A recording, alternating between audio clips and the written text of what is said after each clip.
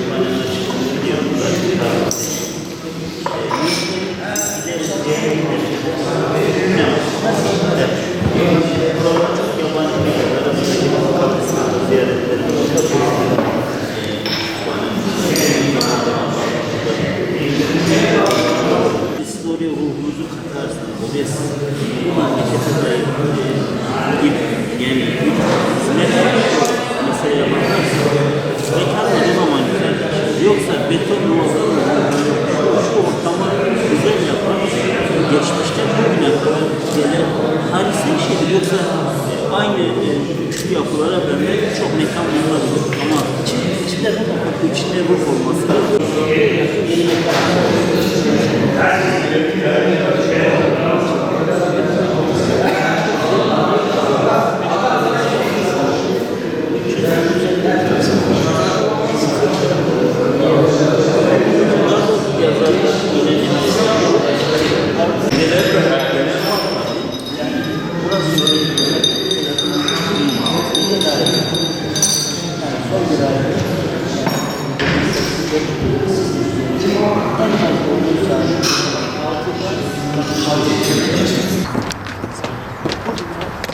Çocukçanı severim. Gelmesin. Ya gelmese belediye personeli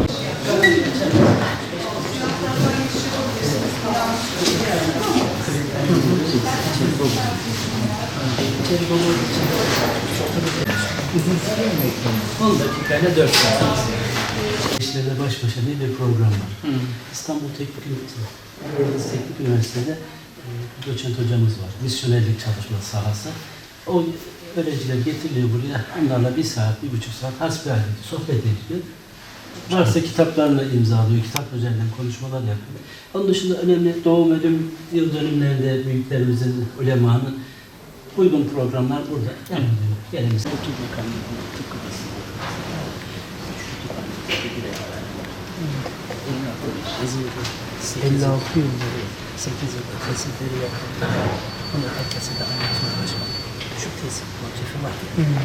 Eserin içinde başka yolda yok. 500 yıl.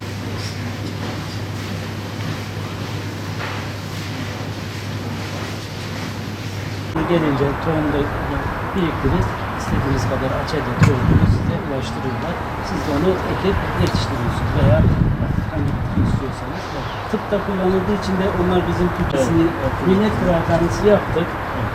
Tabelaya takılmıyoruz. Biz gençlerimize dokunmaya çalışıyoruz.